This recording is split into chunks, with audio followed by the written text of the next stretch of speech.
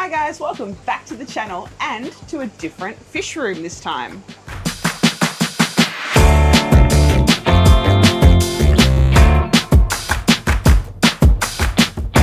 So I've had the opportunity to come to a dear friend of mine's fish room and check it out. This is Brett. He's the president of the Aquarium Society Victoria. And we're lucky enough to check out your fish room. Thanks for coming. Thanks for having us. My pleasure. So I just wanted to start off with basically what got you into fish keeping. I think my earliest memory were having a fish. Like literally my parents had a tropical fish tank in their house. Mm-hmm. We always had fish, whether it was just a goldfish bowl on the table, you know, on the kitchen table. Yeah. Through to, I think my first actual fish was a fancy Siamese fighter, you know, just in my bedroom. Yep. Little hexagonal perspex tank, and it just exploded from there. My parents had a retail shop which happened to be right next door, well not next door, down the street from Lots of Fins Aquarium when it was at its first location in Narre Warren, and I would spend a good 6 hours in there a night basically while mum and dad were working in the shop. I'd be in there looking at fish. So, nice. Yeah, and it progressed from there. Cool. So what inspired you to build this fish room? Well, basically I was into aquascaping, so I've got a large 6x2x2 aquascape tank in the house, and it was a hunt for good nanofish that started it all, because as you know, it's hard to get, you know, decent varieties of fish in the country at any given time. Yes. And I was taken back by killifish. Mm-hmm.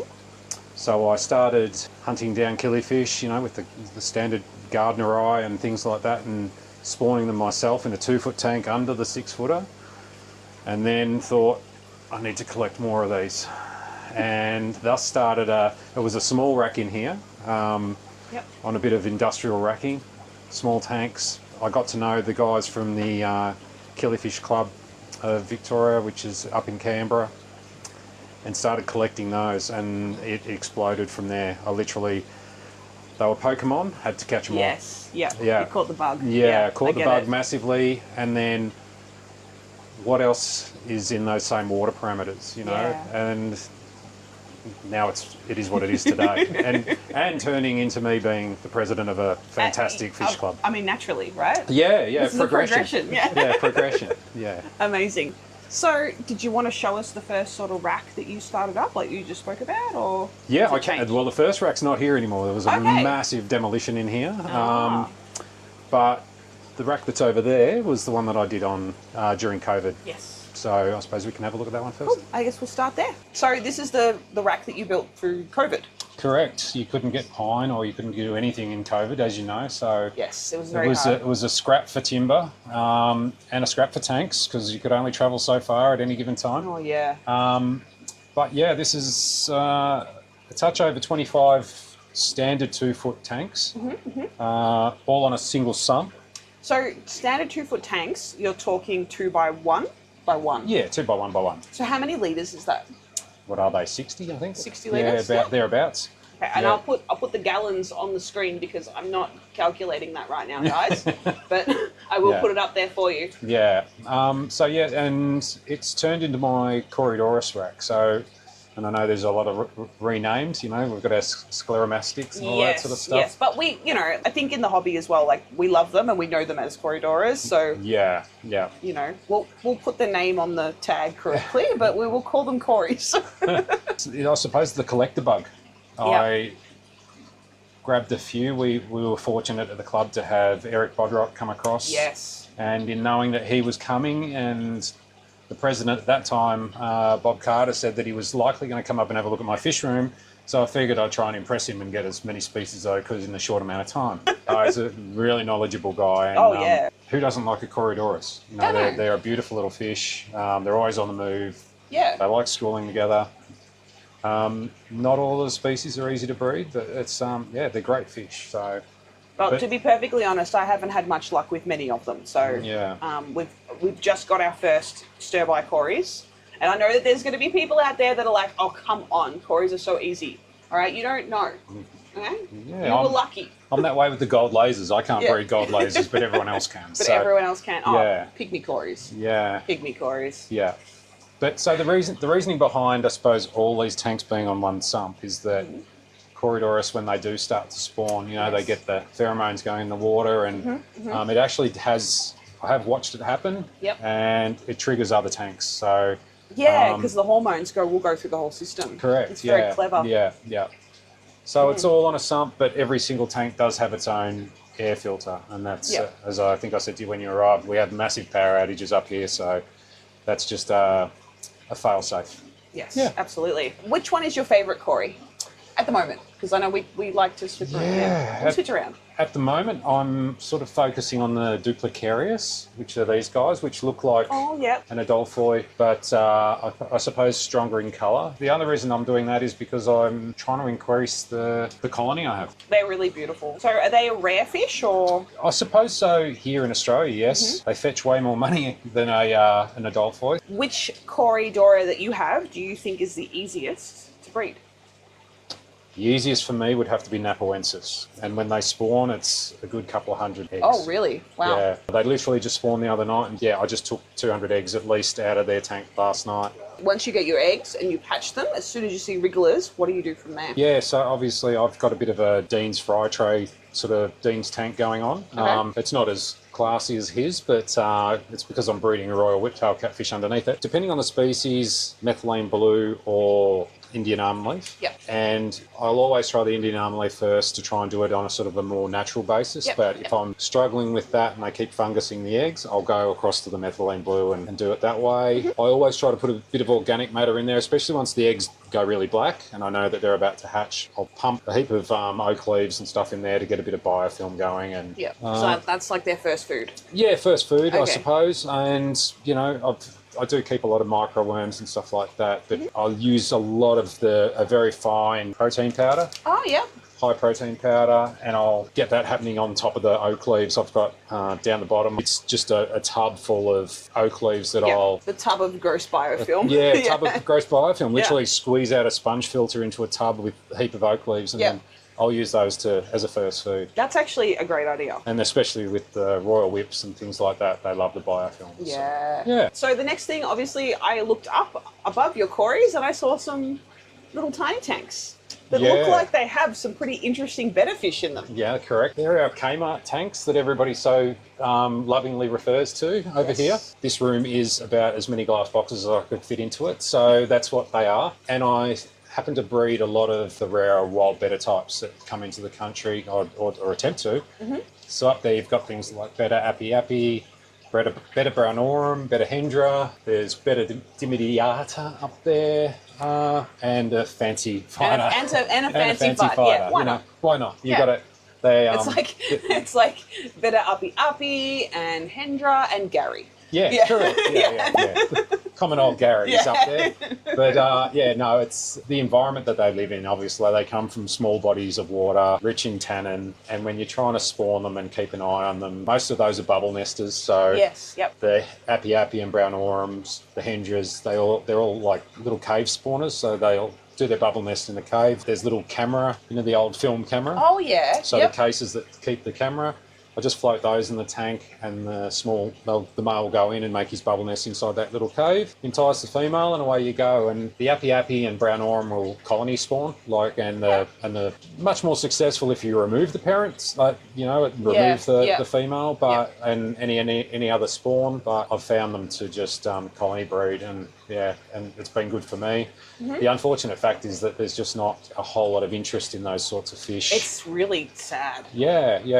I know. I did a video on Betta rubra. I watched it. And thank you. You were like the only person. It was good. I was really sad because I made a really nice tank for that, and I really like those fish, and it just wasn't. People were just not that interested in it. Same with like Aspidoras pilotus. They're like the best fish. Guys, if you can get your hands on some Aspidoras pilotus, they are so fun. Yeah. You're all out there buying peppered Corys, and don't get me wrong, peppered Corys are beautiful, but you've got a fish that is super, super active and is around and wants to be around you. Get yourself some Aspidoras pilotus. Agree. Yeah. No, and even the Betta rubra, I know quite a few of my friends with tanks have got my Betta rubra in their community tanks, and they're just a fish that if you're sitting down quietly at night watching, you know, they emerge from the plant. They'll come out, and they're beautiful. really beautiful. Yeah, really beautiful fish. Beautiful fish. But a lot of these species are, you know, they're not so tolerant to any predation and stuff like that. So I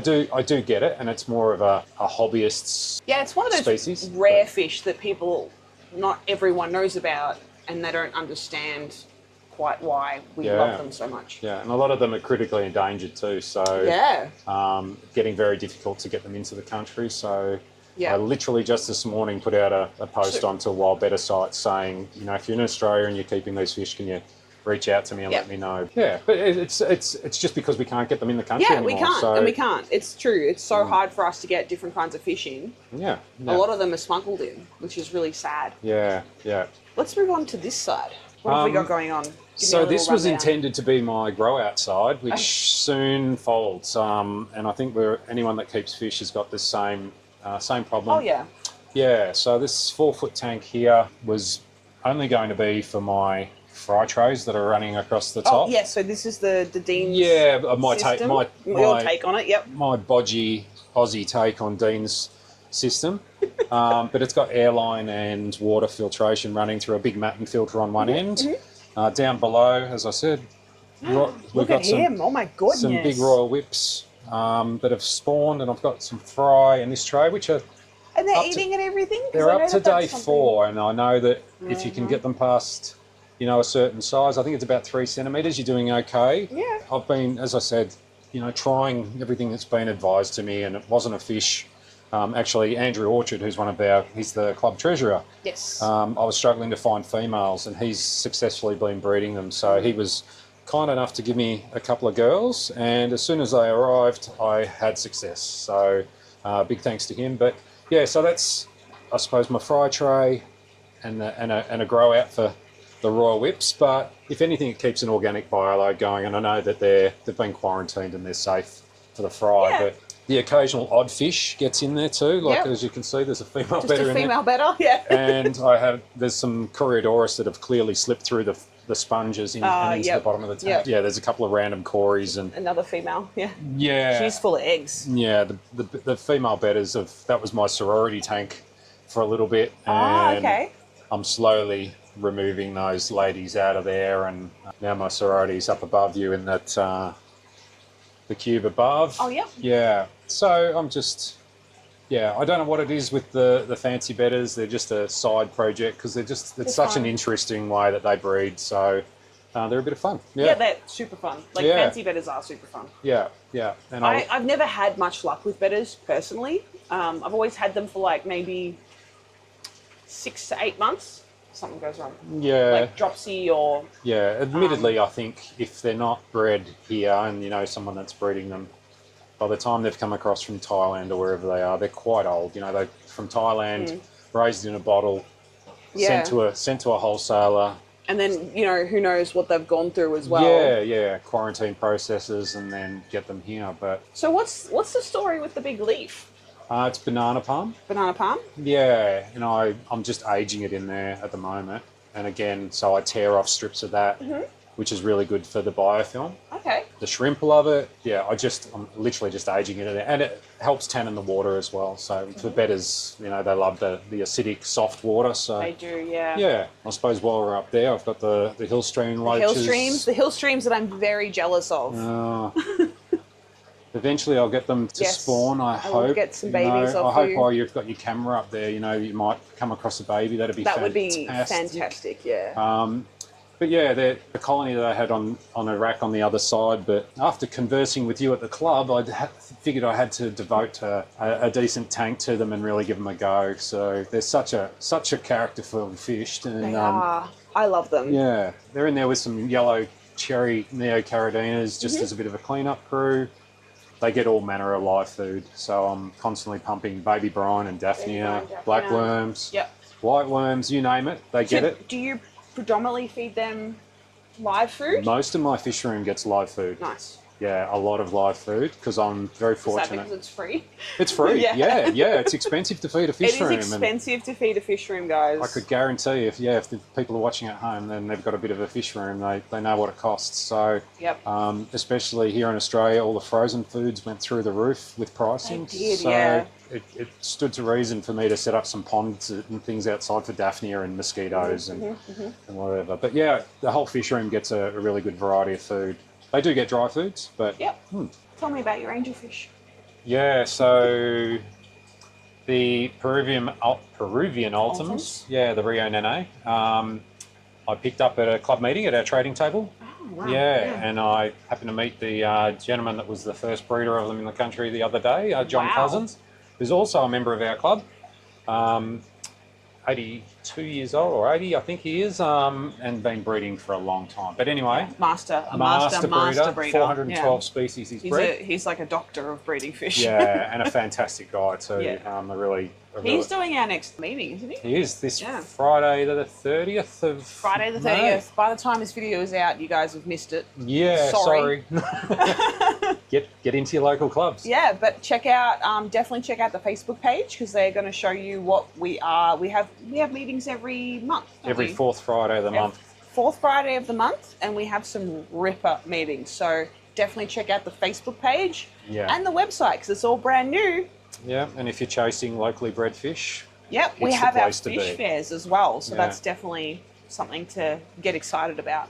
Yeah. So the Rio Nene I've got, they've spawned about 4 or 5 times for me now, and I'm leaving them be. I'm seeing if I can get them to look after their stuff. Naturally raise their fry. Because I tried to do it, but couldn't really focus on the fry. I didn't have the time whilst I was building the rest of the fish room to focus on it.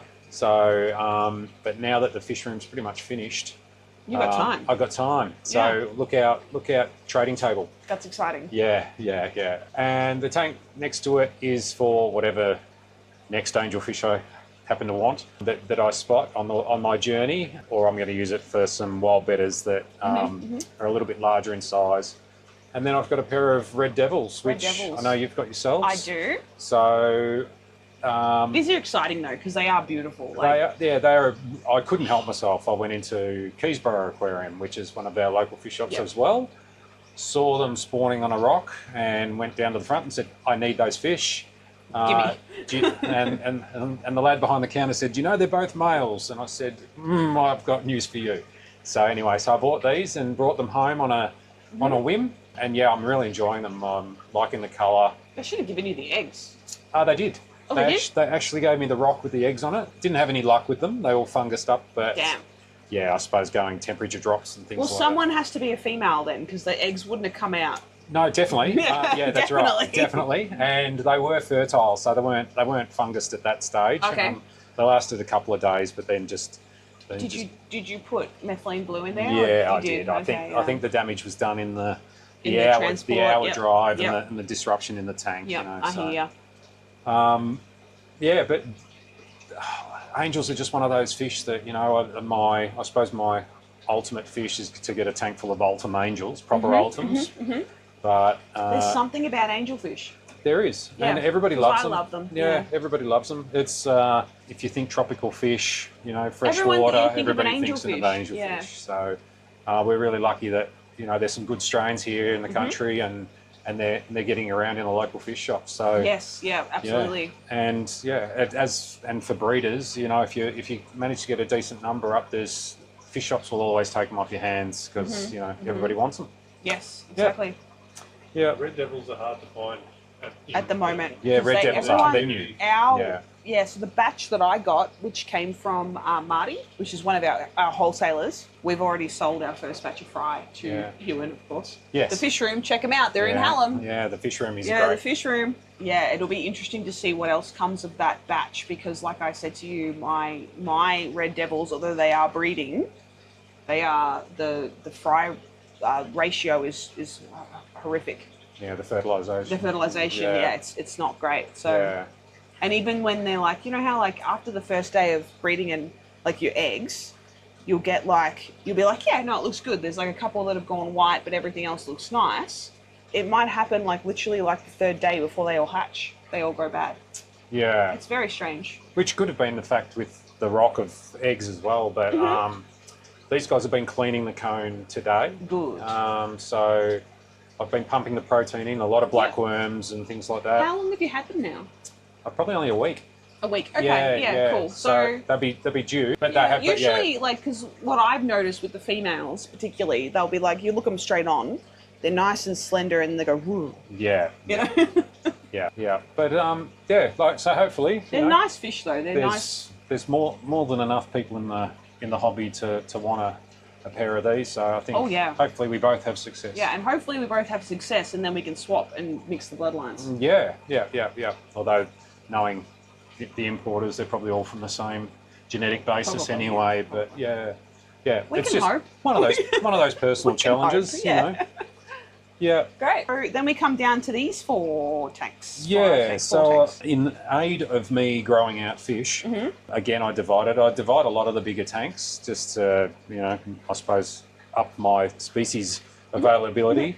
The very far end's got some daisy rice fish in it and some baby Corydoras of all manner.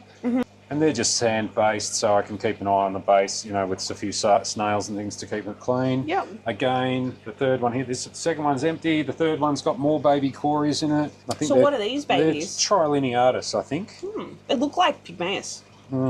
They're not. Yeah, at a small size. Because we both can't breed pygmaeus to save our lives. Yeah. Mine are breeding, but just sporadically. I don't take the eggs out or anything. Yeah. They're in the tank of their own. Yeah. Now, and the fish in the fourth one. Yeah, I saw these fish and thought they were absolutely stunning. They are absolutely gorgeous fish. That's Ipsolobias carlotti. I'm probably only one of 2 or 3 people in the country that's got this fish, and currently spawning the hell out of them to try and get the numbers up and send eggs around the country to other killifish breeders. Because I definitely want some eggs from you when you get your numbers up. Yeah. Because I think they're gorgeous. When you first started doing the killifish, how did you learn all this stuff? Like, did you just read it? with all due respect, YouTube's a fabulous thing. I did have knowledge of it. And that, I had, being into fish for a very long time, there was plenty of books around. But again, there's a Facebook group, Australian Killifish Keepers. I became a part of that, and as I collected and was breeding and sharing the eggs and buying off other people, we've got some other keepers of killifish who I didn't know were in the club until I joined the club. And Glenn Briggs is one. Neville Amos was another one. I went out to his house before I knew him, kind of thing, and got some fish shopping. It's through community, that's the big thing, and that's why I'm such an advocate for getting into your local fish clubs and into your local fish stores to learn, because those people know their stuff. Because the more people that you meet have different experiences, which is why I'm trying to share my experience here on YouTube, because I've learnt so much from just meeting people in the club and meeting people that are keeping fish and breeding them and love them like we do, to spread the knowledge, because it's such a rewarding hobby, guys. If you're just getting into it, you have such a wonderful journey ahead of you. That's, I suppose, my push. I'm hoping that gone are the days, and trying to enforce that. Gone are the days where you don't share your information and you don't share your fish and your techniques, because I've had it with species of killifish that have been in the country, and I've shared eggs around, and I've lost my tank, for whatever reason, a crash, temperature, something, and then, you send the email or you send the text message, and all those people that had it didn't have any success with it. And now that species is gone. It's gone from the country. Not to be seen again. And early days I was guilty of it. Hand on heart, I wanted to be the one that bred it, and I was trying to get my numbers up, and But I've learned from those mistakes, and that's why now I'm very much a pusher of information, and why I've taken on the role at the club. Yeah, definitely. Is there anything in the bottom tank here? So there's some wild bettas. It's called Betta sonorum. They're a larger bubble nesting species. Yep. Unfortunately, no one puts baby in the corner, but they're down the bottom, and they don't get as much attention as I'd like. But I know that I've still got... Well, they're coming out, though. They're like, hey, camera. Yeah. I know that I've still got at least a pair in there. So as I was saying about the tank up here in the middle with the angels, I'm thinking about fishing out a pair and hopefully trying to give them a spawn. I've never spawned them personally myself. So it's one of those species that... Adam could probably help you out. Yeah, again, Adam, a great Betta breeder. He can breed in a butter container, you know that guy? I know. Yeah, he's fantastic. So they are still readily available through some of the importers, which is great. So I'm not too concerned about that species. This is a cool tank with the curves. The curved tank, that tank has been in my life forever. It will not die. You'll note that it's got some goldfish and some bristlenose and some guppies. It was a mutt guppy tank and a bristlenose breeding location. The goldfish ended up in there to eat the duckweed. Yep. And they've done anything but. That's usually how it goes. Yep. So duckweed, as we know, is the bane of a fish keeper's existence. Yeah, it's tank herpes. Yeah. All right, well, shall we move on to the next row? So this is, I suppose, my hot corner, I like to call it. All these species require a little bit higher temperatures, so they're all in here in sort of 18-inch tanks. But again, all wild bettas. Betta albi marginata, Betta chinoides, Betta dimidiata, Betta persiphone, Betta rubra. There's a number of tanks of api, and Palafina and Betta patotti. Those two species aren't exactly hot water, but that's where they are for the moment. Yes. So the Palafina male is holding eggs at the moment, which is great. They're a mouth brooding Betta, as are some of the other wild. And they're only quite a young pair, but hopefully he successfully holds and we'll get some more out of him. Do you take them out when they're holding, or like do you let them breed within the tanks? At that size, and I know that Adam, who we spoke about earlier, he's got more Palafina, but it's, I suppose, on needs basis. That's what these smaller tanks are for. Typically, I'll just take tank water out and keep the male in there until he spits. I probably will with the Palafina this time around because I don't have any more for my colonies, so my species, I suppose. The rubras, as you can see, I think there's 4 tanks of rubra there. Again, they will colony spawn and keep going. Yes. For such a long time, no one could find rubra in the country, so I bought some wild caught ones, and those ones would be F2, I think. Okay. Yeah, the wild parents are long gone to God. Api up the top. That's a male, isn't it? Yeah, that's a male right there. Again, beautiful little species of fish. Aren't they? Just look at the eyes on them. Yeah. If anyone's keeping nano tanks, and you're wanting something with a touch of difference, they just sleuth around in the plants, and such a gorgeous bright red when they're showing off to their females and things like that, or if they're in a sparring dress. So I really like these wild type species, only because there's a point of difference, which is probably the theme of my fish room. It's something a little bit different. I've been there, done that with the. You like to keep the oddities. The odd stuff. Yeah, and it's nice to think that you're helping to keep them in the country and sharing them around. So. Yeah, definitely. And then there's some ponds down the bottom which have got cold water killifish in them from Peru. They're Australebius. Probably in the hobby they're known as pearl scale killifish. Okay. So they're like a black with an iridescent blue. There's a few different varieties. I think I keep maybe 5 or 6 species at the moment. Yeah, very hard to see. I probably have to pump some food in there for you to even get a sighting of them. And the reason they're down there is because they're on the concrete floor. It's winter here. Yeah. So I can keep the temperatures down because they are typically a very cold water species. I mean, it gets to minuses in Peru where they're from. So, yeah, good. So this is the rack behind the first rack we were talking about? Yeah, it's sort of, I suppose... the second rack we were talking about? The island of? Yes. So this is, I suppose, the grow-out rack, which was meant to be... not a grow-out? Not a grow-out rack. With many tanks means many fish. I have to point out, I really like your desert gobies. Yeah. Because they're really interesting looking. They are the most drawn to... Anyone that's non-fish that comes into the fish room and is in awe of the fish tanks themselves is immediately drawn to these desert gobies. They came from Andrew at the Fish Club. Yep. Who is a phenomenal breeder of them. He's providing basically Andrew Orchard? Andrew Orchard, yeah. Wow. He's providing basically, I'd almost think the whole of Australia at the moment. They're Australian native. I wish we could get more gobies in the hobby. Yeah, I love gobies personally. Yeah. The males have got, beautiful iridescence, angry face little buggers, but it's kind of fun. very, very personable. Yeah, and the way that Andrew breeds them, he uses a a bit of 50mm tube and with a cap on it. The male gets in there, the female, and they So lay like their eggs. a cave breeder. Yeah, cave breeder. Yeah. I think my problem in there is I haven't seen the eggs because I've provided too much hiding space for them. So Right, yep. if I was to dedicate myself to spawning them, I need you'd to want less simplify the tank. Yeah, Like very cool. Like Look at him, he's beautiful. Yeah, like most of my tanks, I think I try to provide a bit of a natural environment. And you're up for some because I really like them. Yeah. I didn't even think probably about give you some of those, to be honest. Oh, they're beautiful. I love them. They're getting around, but yeah, very very popular little fish. Again, we need to promote some of our Australian species. Definitely. I don't think that we keep enough, like Australian fish keepers don't keep enough Australian fish. No. Yeah, as far as a tank full of personality, they are so fun. Yeah. Very fun. Yeah, they're beautiful ugly. They are. They're beautiful ugly. Yeah. Like a pug. Yeah. So what else have we got here?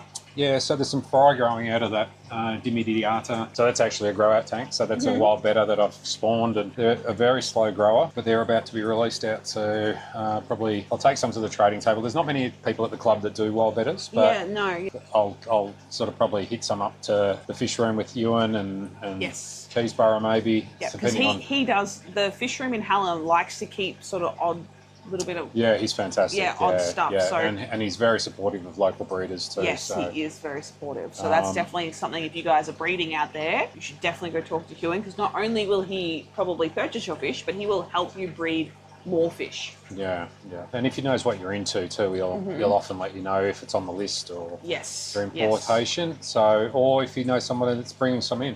Yeah. Very helpful, good. man. The tank next to that's just got some what were young Betta macrostoma, which is I suppose my favourite fish in the fish room. I'm in love with them. I've got a pair below it that have recently spawned, and the male's it's their first spawn, so I don't hold too much hope, but they have to hold the eggs for 14 days, that species.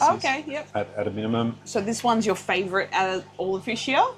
I think, in this fish room, the Betta macrostoma, and you'll see the adults after, they're just the males in their coloration. They're just, again, a beautiful, ugly fish. As I said, I have spawned them by accident and didn't know how, so it's not a fish that I'm claiming that I've bred. That's something that we all experience. Yeah. So because I can't really detail the findings, I suppose, I didn't take any notes of what happened. I just turned up in a tank and had a look, and there was some fry swimming.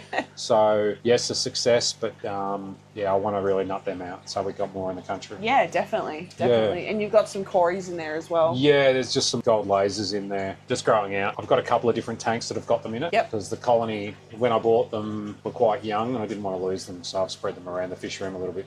Growing them up and see if I can get the ratios right. The tank at the very end there's got some Pseudomugil illuminatus in it. Oh, which I think... Red neons? Yeah, the red neon rainbows, which I think just about everyone at the club's keeping, but they are such an attractive little fish. They are they're beautiful. And again, for like a New Guinea rainbow, mop spawners, easy to breed, easy to keep. Yeah. The raising of the fry's a bit harder because you need that really, really small fry food to get them by. You can do it with dust. I have done it just with the protein dust, but if you can get the live food, much better.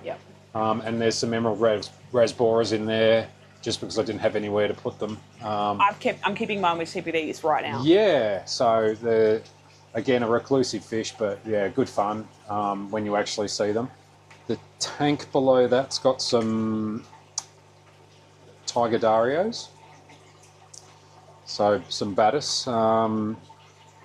Again, another little reclusive fish that lives in extremely tanic water. You'll be struggling to see them. Honestly, looks like there's nothing in there. Yeah. I will take a photo of the tank though, like just so people can see. They do colony breed. Because the plants are beautiful. Like your tanks are stunning. Really nice little like biotopes, Yeah. I just reached out to Matt's from Blackwater Aquariums up in Queensland, who did a talk with our club a month ago. And he's sending me down some of the other Betta species that are in the country, so some blue Bettas. And I definitely want to get. Unfortunately I missed the talk that he gave because I was not well that night. But Mr. Finfinity, he's behind the camera, everybody. He came home to tell me a little bit about some apistos that were quite easy to breed. Also, that video is on Blake's channel. Oh yes. If you are interested in some of the talks or a little snippet of the talks that we get to receive in the club, I do recommend going over to Blake's Aquatics because he has filmed and posted one of the videos of the talk of that particular one for Matt from Blackwater Aquatics. Yeah.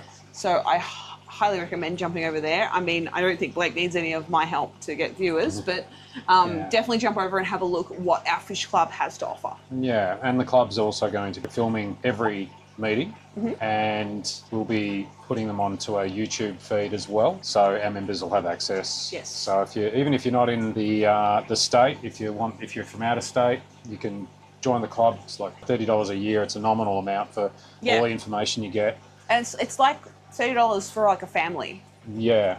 So that's really, Yeah, it's a good value. Nominal amount, and we've got our own application now with chat rooms and things like that on breeding and the like. Yes, we have multiple chat rooms available because there's an app now as well. So for members, if you do want to sign up, we have a chat. So we've got a breeding chat, a general tanks chat, selling chat. What else have we got? We've got multiple heaps. Yeah, you can't sell on Facebook or anything like that anymore. So you need somewhere to offload your fish. It's a good spot. So Matt's is helping me out. He's sending down some of his rare pistos to me, and I'm going to alter a few of these tanks to be biotope and because it's the same water parameters basically. It's a soft, acidic, tanic environment. So I figured, why not give it a run? And then the tank next to it is pea puffers. I fell for the pea puffer. No, I get it. So did I. Yeah, they're just such cute little entities. Yeah, they are, aren't they? There's a group of about 6 in there. Again, I got them off one of our breeders at the club, which was Bill. Oh yeah. Yeah, he's very successful with them. I haven't seen them at the club yet, so I haven't purchased any. Mine are just getting to the point now where I think I can start thinking about breeding them. Yeah. Because they were just young. They were very young when I got them, so we've had them for about a year now. Yeah. Some my pea puffers, I mean, they're in there with Neocaridina shrimp just swimming around that are breeding. They're just there's just wild type neos. I figured if they needed a morsel on the move, they could have grabbed one, but they don't seem to have bothered the... No, and where I got my peas from, she was keeping them with cherry shrimp, no problem. Yeah.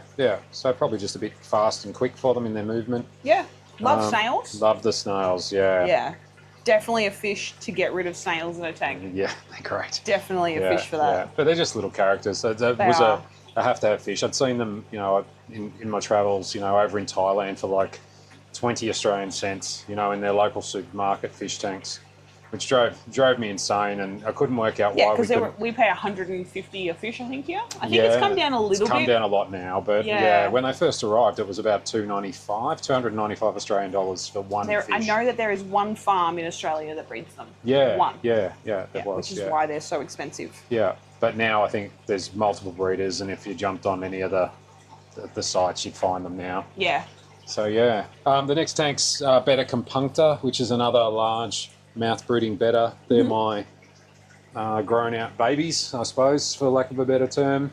I need to find some homes for them. So another mouth breeding wild type Betta. They're not their best coloration because, as you can see, that tank hasn't got a lot of tannin or anything in it. It's just huge though. A holding tank. There's a couple of boys in there and girls. They've been quite the topic actually of a lot of other American YouTubers. I've seen quite a bit on some channels of recent, just keeping them in colonies just as a point of difference. Good fish. Next tank across is some guppies, as you can see. They were put in there as dither fish for my peppermint bristlenose. Oh, yep.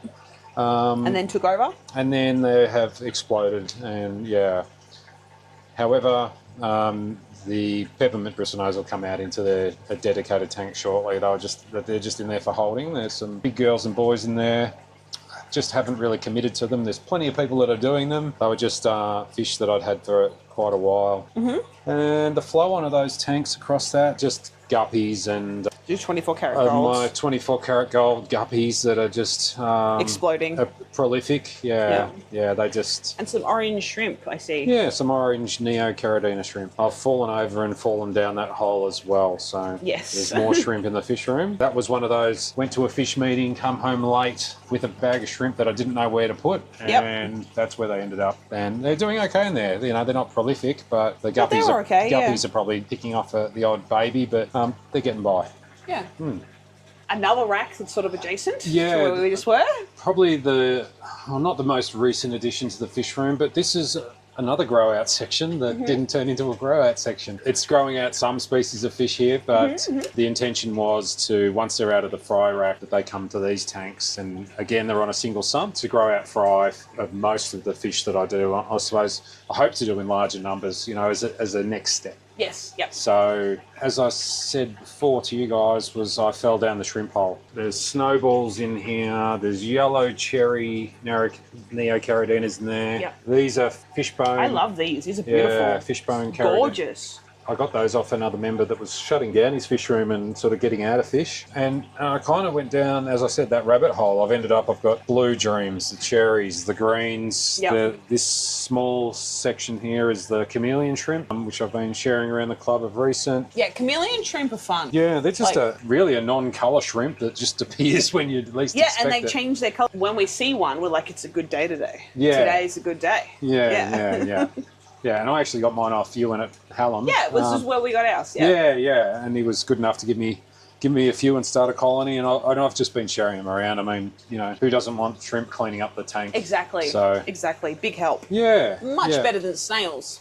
Correct. And you know, a lot of the eggs and things, or you know, the fried, that they just don't bother. So yeah, very, very top of this rack. There's some Poropanchax normani, which are glow-like killifish. Yep. Yeah, they've got a very iridescent eye, and they're just Daisy's rice fish. Oh yeah. Beautiful little fish, iridescent blue. Yeah, and again a mop spawner. I do the same thing with my pots. I put pots in my tanks with plants in them. Yeah. But that is amazing. That's a crypt. Yeah, that's Crypticon. I think it's Wentii Eye Green. Yeah, beautiful. Yeah, Look at it. Yeah. Huge. Yeah, it's good to plants in pots in shrimp tanks because you can remove them, clean the tank, or whatever. That's right. Yeah. I mean, it's probably I know it's a bit of a no-go zone, you know, with keeping shrimp on a single sump and doing all that sort of stuff. They're neos. They're the more common varieties, but these ones aren't a neo. They're a caridina. Caridina, yeah. But they're all probably fine. Similar parameter. Yeah. Okay. Yeah. And they've been going great guns in there. They've yeah. Doing really well. And that's my thought process with a lot of my systems, is that the more water, the higher the volume, less chance of, you know, anything crashing. Yeah. You know, higher bioloads in your filter that you can maintain a little bit better. And when you're trying to maintain a parameter, it's harder to do it in a smaller body of water. The only downside is if you're not careful and you mix outside entities into your systems, you could cause something to crash or a disease to go right through the whole lot. So it's the pros and cons. Yeah, definitely. Well, with that said, on that topic, if you had a tip for anyone starting a fish room, what would your first tip or your hot tip be? Oh, my hot tip. Hot tip. Brett's hot tip. Plan. If you're starting a fish room, please plan. Oh, I wish I'd done so many more things. This fish room evolved from what I said was at the start was just a workshop. You know, it had my tools and a workbench and all that sort of stuff. And from COVID on, it became something else. And I wish I'd run plumbing for drainage, and I'd, you know, thought about where my electrical points were and things so I could optimize my racks. But this is a culmination of me just trying to fill a space with water. Okay. Yeah. What if you had one thing that you could add now to your fish room that you didn't plan on? What would that one thing be? Like, would you want more PowerPoints or would you want more? I think the only thing that I want to add to this fish room is probably a better split system, like your air conditioner, heater. Yep. Just for me, just as a backup. Yeah. Because it's more the cooling side in the summer. Obviously, Australian summers are so hot. They are, yeah. Hot and dry. So, you know, there is an air conditioner in this room, and it's just a box style in the wall. I can't remember. It was a 40-something degree day, and it could just keep it at 32. So, thankfully, again, because of the volume of water that I have in my systems, it wasn't too much of an issue. But if we had consecutive days, I could have seen some real issues and losses. Yeah. Yeah, because 40 degrees is a lot. Yeah. And a lot of the species that I keep too, some of those Peruvian killifish, they do not like warm. So yeah. So this rack was the old homemade tanks that I used to use for keeping my killies. Okay. And it's the final addition, I suppose, in a sense, to what is the fish room.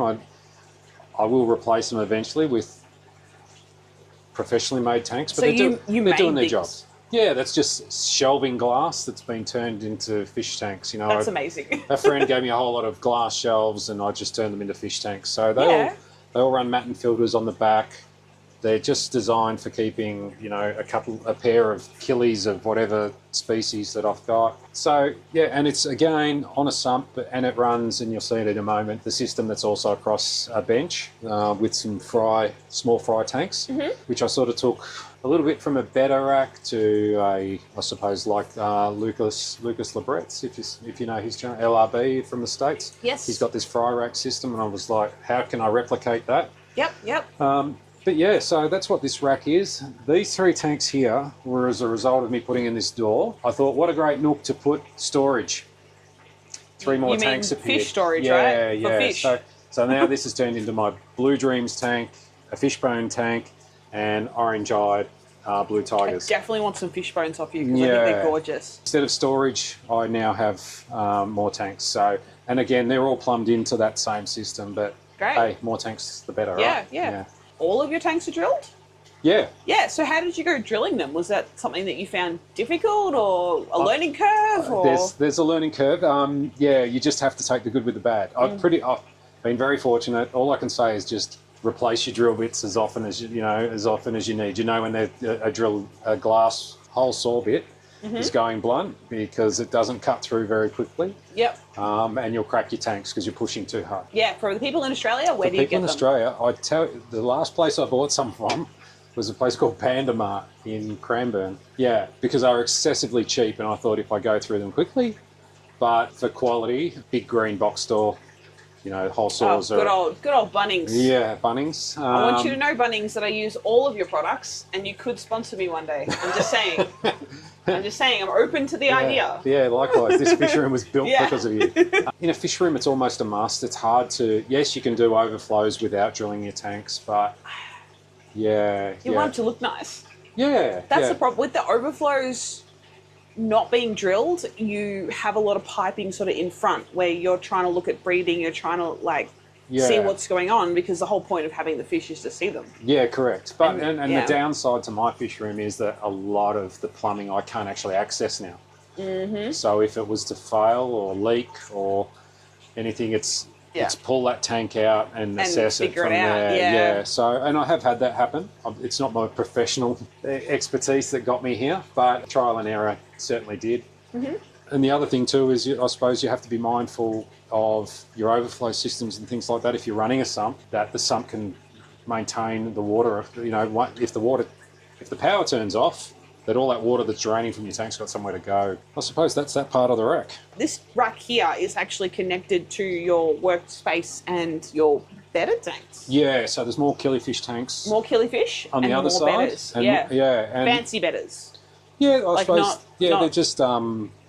I'm using them to separate out a few fish at the moment, but I also, once my killifish are hatched in a plastic container, which I can show you, I'll put the fry into those small, because they're just a small container, so I can monitor the food. So you can monitor them, cool. Well, let's move over to that section. So this is attached to that rack that we've just visited. Yeah, correct. So this is sort of like your little workspace and also some extra fish tanks, because of course there's space, so we need to put fish tanks there. Correct. Yes. in my goal to put as much glass and water in this room as I possibly could, this is what's evolved. Yep. As I said, it was my workshop, so this workbench I could not get out of my room once I'd built some racks, so it remained. Yes. And we all need a little bit of space to do something. Yeah, we need space to work, because we have eggs to, filter through and organise. And So these are mostly for some of the killifish species that I keep, because again, they don't need big bodies of water. That's these tanks? 8 tank here, they're the old Kmart tanks. Yeah, there's a lot of killifish in there that I'm trying to keep the species going. I'm just actually right now really focused on getting my numbers up on my killifish, because I understand from the guys that do killifish here in Australia that we're struggling to get our numbers up. So again, that's my focus at the moment, so I can share a few more around. The rack of, for lack of a better term, a Betta rack. This actually came out of another member's fish room to some extent, and I've modified it a bit with the intentions of, as I've stated, once the killifish hatch in a little Chinese takeaway container. Yeah. And I get them to a certain size. I actually transfer them in a them little across bit more. to here, which gives them, obviously it's a small body of water, but it's that whole system of water. So, you know, their growth rate's bigger because even though it's a small space, it's a whole lot of volume of water. Yes, but I also like personally think, like from my experience with breeding different fish, you take them from their little tiny body of water that they've, you know, hatched in, put them in a little bit bigger, they grow a little bit more, you put them in a bigger tank again, and then they grow a little bit more, and then it's almost like there's some sort of correlation between the amount of water they're in to the size that they can grow and how that works. And you want them to find the food too, right? Yeah, like one of my biggest things is that I don't want them to spend too much time burning calories while I'm not there to feed them. Yeah, correct.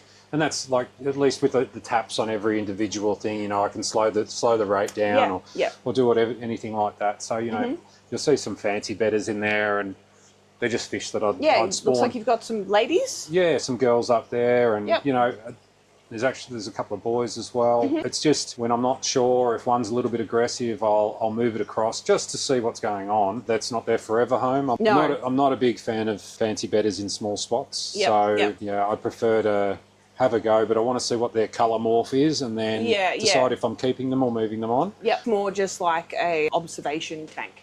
Yeah. And as I said, like, you know, a lot of these killifish, you know, are just in there as a transition space. Just to grow up a little bit more, to be a bit stronger before they go into a big tank. Yeah. But the idea for me was, as I said, just a transition from container to that box to the rack you saw before, where it's again the next size. Definitely. And progress through the system. So, which is definitely something that I have found in my experience as well, is doing that transitioning really helps those fry get strong and you know, become used to their environments. Yeah. And they're not at risk of, you know, little tiny killifish. Yeah, they're not at risk of a crash either in such a big volume. For that system. So absolutely. And like I said, you know, Lucas Liberetz has got the best container system that I think he got from a university that's got proper outspouts and things like that. But that was, you know, the closest thing that I could think of and the member's name. So you got all the containers, the shelving and everything from someone who was shutting a fish room down. Yeah, correct. Yeah. And I've adapted it to my son. So. I wonder where he got the containers from. I can tell you where. He got them from Kmart. From Kmart? Yeah, from Kmart. They're like fridge storage. Yeah, storage containers, and they had little white shelves, and so they've all just been drilled. They've all got their own, where's one that's off? They've all got their own holes cut into them, if I can get that out. So they've got... wow. Yeah. If I tip it that way. So they're all drilled like a fish tank would be, with a foam sponge on it. Yeah, so they're drilled. They've got a little foam, just an overflow filter on the top, so obviously the fry don't go down the so they don't leave the big hole into the sump. And that's pretty much it. And they've got the elbow here just locks in over the top of a larger pipe and drops into the hole. And away it runs. Amazing. Very simple, but I mean, great if you're, you know, breeding betters as well, because eventually you can't just keep them all in a group. They will hurt each other. I mean, obviously the girls are fine.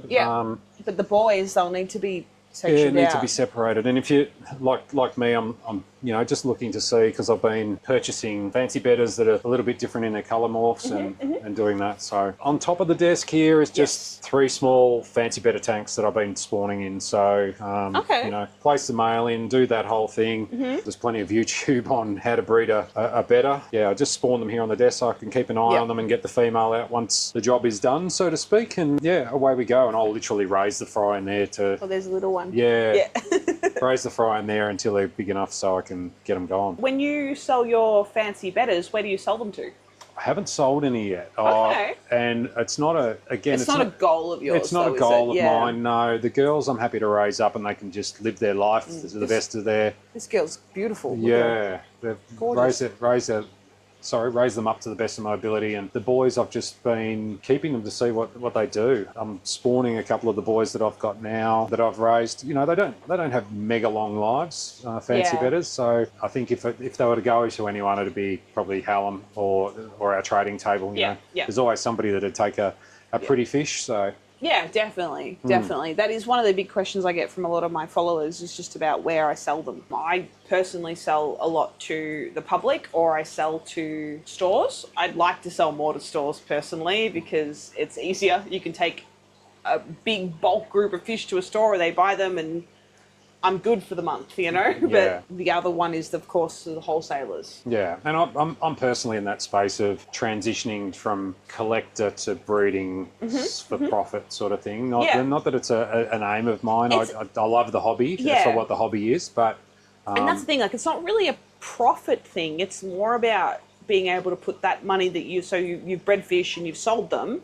That money you get from them will go back into your fish room. Yeah, it's a maintenance thing. It's a maintenance thing. Yeah, it's not really profit. Yeah. I think if you're going into this to breed for profit, you're wrong. Yeah, you're wrong. You're wrong because it's hard. Yeah, no, and look, there's people out there that have successfully done it. And kudos to them, because it's not undoable, but it's just you have to love what you do. Yeah. Because there's a lot of maintenance in this. Yeah, it's not and like... I think those that succeed, in my opinion, probably don't have full-time jobs. I'm not sure. Like, if they do, it's just fantastic effort. The time it takes to maintain a fish room of 150 tanks, for me, is a lot. You know, it takes a lot out of you. How much time a week do you reckon you put into this? My partner would say 24/7. Yeah, no, she often said, I'll often say, I'm just going out to feed the baby fish, and I'll be back in 3 or 4 hours later. Yeah. So it happens. You know, you come out and you'll see something spawned and whatever, but that's part of the hobby. It's the excitement of seeing something spawn for the first time that you've never done. It's just next level for a hobbyist. Yeah, it's really rewarding. Yeah. If you are breeding fish, there is so many fish that you can keep, so you end up with too many. What do you do with them? Yeah, that's right, and that's where the trap is for me, or people that are keeping fish like I keep. You know, some of those rarer bettas or big bettas, it's not something that somebody can just go and put in with a tank full of neons or guppies. Because it's difficult. They need their own tank, or they need to be with a specific type of fish that fit their parameters. Yeah, so you got to be mindful of what you. As I say, I'm spawning things or getting numbers up when I hear the call. If that makes sense. Yes, like it's like I keep my colonies going, and I'll breed for myself, and I'll hatch what I need and do things like that. But then as soon as if I hear somebody that's chasing something, I'll really dedicate myself to that species or that type of fish to assist them, because it's like I said from the start. That's why like the Hillstreams. Exactly. It's, you know, and you only have to look at, you know, species that have been out of the hobby. As I said earlier with the rubras, you know, we couldn't get them. Think of things like hoplo catfish, you know, in Australia for a while.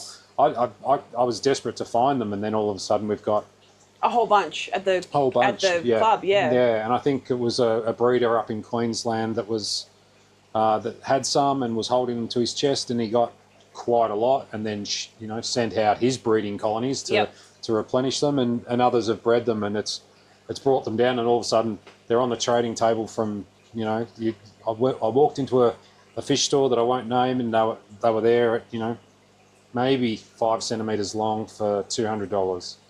And it's been, my God, 6 months, and now they're on our trading table for 10. That's right. So, which is great. Yeah, which is fantastic. Yeah. And, you know, so... The thing is, like, if you see them at another fish store, they're still high priced. Yeah. But our trading tables, you can get them direct from breeders. Yeah. You know, which I want to say, it doesn't really guarantee you healthy fish, but with the breeders that we have in our club, we are particularly, you know, about having healthy, fat fish to be able to spread out to the community. Yeah, and because we don't want people to have problems. Yeah, and we've got experienced club members and fish keepers that are behind the table. We're actually going through and assessing the fish, and, you know, if it's something too small or it's deformed or too old, we'll move it aside, and it won't sell that night. Yeah, so, and our members are also honest. Like, it's important to keepers. You know, you don't want to trip somebody over and they have a bad experience, and then you know, that breeder or that person doesn't want a bad name, I suppose, or a reputation. Yeah, that's right. And the club doesn't need it either. We're really there to promote the hobby, and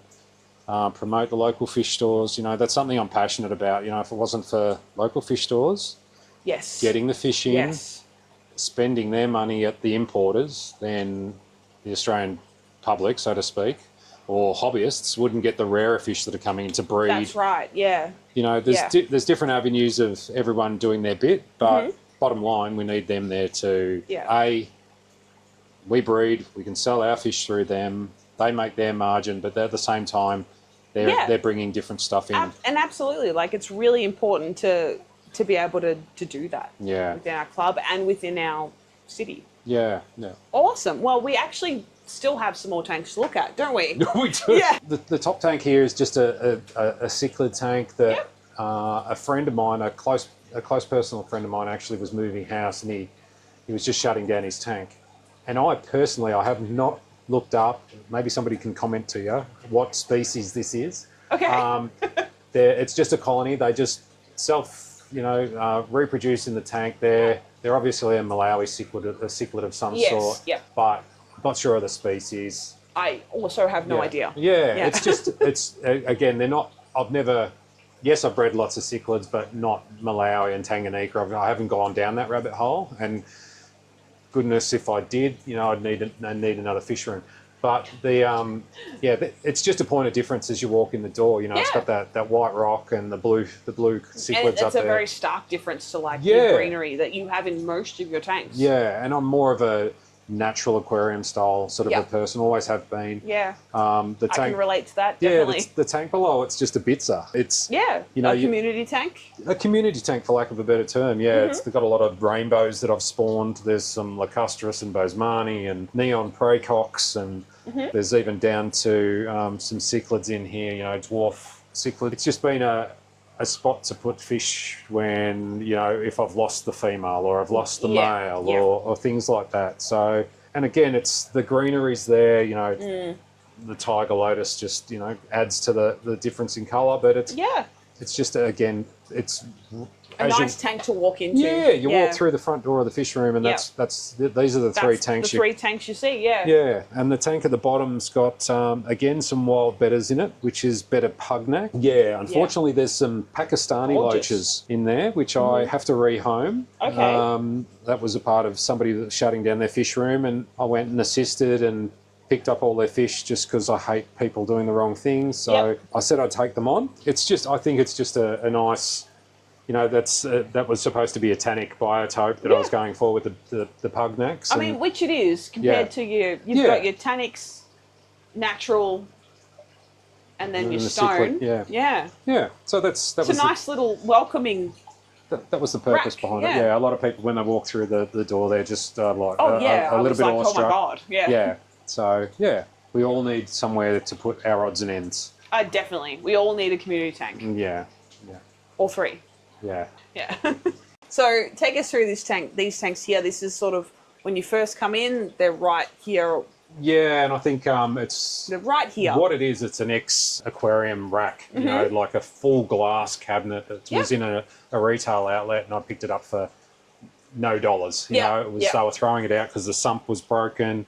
But anyway, it's here because my pride and joys of my Betta macrostoma pairs are at the top. That beautiful male. Yeah, it's just an amazing fish. Really, it is being bred in captivity quite a lot overseas, but not so much here in Australia. And I know there's people that are doing it. I even put out a call this morning on Facebook in the wild betta groups for anyone that's breeding wild bettas to please let me know, because a lot of the species are so endangered and we haven't got them in the country. They're not available. Yeah, they're really not. At the moment, I'm chasing a female Betta oscillata because I lost my female.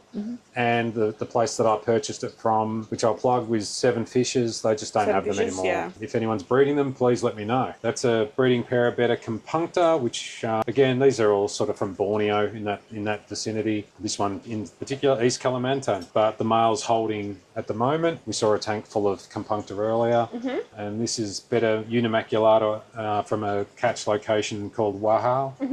So again, that larger type wild betta. This pair of Betta macrostoma, which is the same age as the other, that male, I have just noticed while you're standing there, has got a mouthful of eggs. He definitely does, Yeah. So that's exciting. It is exciting for me. So that's 2 males in the fish room that are holding at the moment. I can see that you've got, those are Maple leaf? Japanese maple leaves. Yeah. So they're good to go in tanks. Yeah, anything European, and as far as leaves and things, it just, again, it adds the tannins and things to the water. Yeah. Adds, biofilm. So if fingers crossed, he was to spit those babies out, they'd be infusoria and stuff all over those that, Amazing. they'd be first fry food. How do you know what leaf is not okay to put in a tank? I think anything fleshy is a no-go. Don't put anything fleshy. I mean, I'm horticulturally trained, so... you're like the right person to ask. Yeah. So stick to European stuff, even fruit trees, but pick up dry leaves, don't pick up still not green. living, like dry stuff. Yeah. Cool. Because what you'll do is you'll play with all your nitrogen levels and stuff if you start dropping in green leaves. Obviously, Indian almond leaves are the best. Two thumbs up, but they're hard to grow here. If our Queensland brothers and sisters would happily send some down to Victoria for us, that would be nice. Yeah, and we can grow them in our greenhouses. Because I'm having to purchase them online, and they're expensive. Even in a greenhouse, the Indian almond leaf tree is a monster of a tree. It is, yeah. Yeah, so we'll only get 1 or 2 leaves a year, which isn't enough for us. So, especially for someone like myself. So, so I use a lot of oak leaves, maple leaves. Magnolia leaves are really good. Okay, yeah. Have you got Banksia? Oh, Banksia pods. Yeah, so I know that Banksia pods are really okay for tanks. And leaves? Yeah, I haven't tried Banksia leaves because the pods are quite a hard wood. Mm-hmm. Actually, that whole Corydoras system that you looked at before has got a tank just full of Banksia cones. Okay. And the last is my male albino crebensis. He was he's beautiful. Yeah. Again, you would have seen earlier. I had their fry growing up. Yeah. But again, as in fish keeping, you lose fish. I lost the female to something. Don't know what. God knows what. He's perfectly healthy. Sometimes with fish keeping as well, like the going is good, so the fish get going. Yeah, yeah. Sounds about right. And whether they, they have a natural thing where they've spawned, and that's, these are small cubes, like as in small bodies of water, because they are independent. How many litres do you think they are? Oh, look, I'd say 40 litres maybe. 40 litres, yeah. Yep. And again, from my American friends, I will put the gallons up for you, but at the moment, I'm not calculating that. Yeah. And again, they were just, my intention for these cubes was, bodies here, was to take, like for instance, the compuncta here, the male's holding eggs at the moment in his mouth. So to remove the female, I just put her down here. Yep. That was the intention. That's the intention. And then we bought more fish. fish. I get it. Yeah. I do the same thing. That's what you do. Yeah. And I think in supporting some of the members, I just purchased fish at the fish fair, and that's where they are. Well, there's always something good at the fish fair too, though. Yeah, like there's always something at the fish fair that you're just like, oh, I could have that. Yeah. Well, when you like sort of that. see a bag of 20 tiger endlers, for definitely for $10 or something, you're going to jump on it. Especially because we have people at the fish fair that will sell at our fish fair, but don't tend to sell at our trading tables. Correct. Yeah. All the time as well. So. Yeah. And the fish fair is just going leaps and bounds, as is the trading table, but the fish fair, the last one was basically a sellout of all the tables, and the people couldn't basically move in there. So it was a big time. Yeah. And it's funny with the fish fairs, it happens all at once. Yeah. Like everyone will come at like 12 o'clock, and then it's it. Okay. Yeah. But the room basically sells out. We do sell out. Yeah, we sell out very quickly. So if you do hear about the fish fair on the Facebook page, I definitely recommend coming when it opens. I think it opens at 10. Is that? Yeah, it's 10 o'clock. Yeah, 10 o'clock is when we open the doors. To the public, yeah. To the public. So definitely come down at 10. We are told as members that we cannot purchase anything until 10. So don't worry, you're not going to miss out. Come in at 10, have a look around. I highly recommend, because you guys are going to get some really good deals. Mm-hmm. Yeah, and I suppose off the back of that, it's more a case of, if you feel like getting involved with the local club, definitely, yeah. The Association of Victoria has been running since like 1933. It's the history in the club. I just went out and visited John Cousins the other 2 days ago. 70 odd years of fish keeping. Yeah. And he's still coming to our club. The experience, the knowledge he has, and he's willing to share it in the club. He's doing a talk on Friday this week, which is unfortunately for you guys, you've missed. But yeah, you guys. Yeah, solely sorry, on breeding, but he's there to tap into. So it's and we've got a room full of those people, which is just phenomenal. And yeah, we have so much good knowledge in one room. Yeah, and there's a lot of tips and techniques, I suppose, that you learn from people that are up there on the stage that they're not really releasing to the public. Not everybody's with respect, a YouTuber, so that's right. But they're happy to talk to common folk who, like us at the fish clubs, and detail their experiences and do a PowerPoint and talk all about it. Yeah. And look, if that's not enough for you guys, you also have YouTubers there as well. So you've got Blake from Blake Aquatics there. I'm there. And Taryn's there as well, and we would love to meet you. We love that. We would love to meet people that are in the hobby, watching our videos, and do a meet and greet. We'd love that. Yeah, and if you're not in Melbourne, Victoria, because we are, so the club that we're talking about is the Aquarium Society Victoria. There are definitely clubs in your state that you can go to that will probably have the same sort of wealth of knowledge that we are trying to share around. That's right. Yeah. So definitely come down, especially if you're in Melbourne, come down.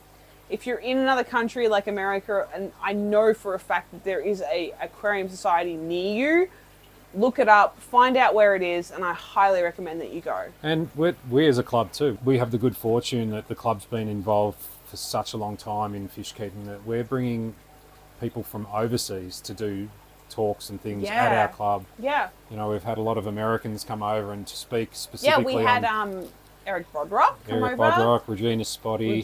Regina Spotty. And we had Hans, what was his name? Hans Evers. Yeah, he came over from Germany. Yeah, correct. Yeah. So, it's not just local breeders that are talking or local keepers that are talking. We're trying to get the information from overseas to our club members. So the intention is we'll hopefully be filming those and putting them on our own ASOV YouTube site shortly. It's not happening just yet, but that's the intention. And and members will be able to access all those talks if they happen to be not there for the month. A month after that, we'll release it to everybody, and then maybe a month after that, it'll come out to you guys. And also, if they're in Victoria but they can't make it to our meetings, because our meetings are in Clifton Hill. Correct. Yeah. So it is close to the city. If you're in Ballarat or maybe Shepparton, for example, you could still be a member. That's correct. Yeah, you could still be a member and still experience the club online and go through the website and things like that. So we will be putting a lot of stuff online and on the app as well. So a lot of the members talk regularly through the app. Yeah, correct. Yeah. We've got some good chat rooms on there that have got some good questions that are coming and going now. It's really building up. And in saying like what you said, we've got members that travel from Geelong, from Ballarat. Yeah, we do. Just for the Friday night meeting. So there's no reason why if you are from those locations you can't couple. Yeah, absolutely. So there's a lot of people. I will have the club website in the description below. So go through, have a look at that. You can see sort of what's going on and what's coming up, the events and things. Yep. And you'll be able to catch myself and, of course, Brett there as the president. He's a big deal. Let's be real. Yeah, you'll be able to catch us there. So I hope you guys definitely check that out. Well, thank you so much for having us here. Pleasure. We've had a great time going through all of your tanks in your fish room. And if you guys want to know anything in particular, or if you want us to come back for some breeding information or anything like that, Brett has kindly offered to let us come back and redo, of course, another little video on whatever you guys are interested in. So let me know if there is anything that you guys want me to make a video about, some sort of question that you have that you want me to answer. I'm always happy to answer any questions because I am going to keep making videos about different things. And if you have something in particular that you want to see, I'm happy to do that and help you out. Also, if you like the video, like, subscribe, and comment for me because I want to hear what you guys are doing and what you think and all those things. So, yeah, I hope you guys liked it, and I'll catch you on the next one.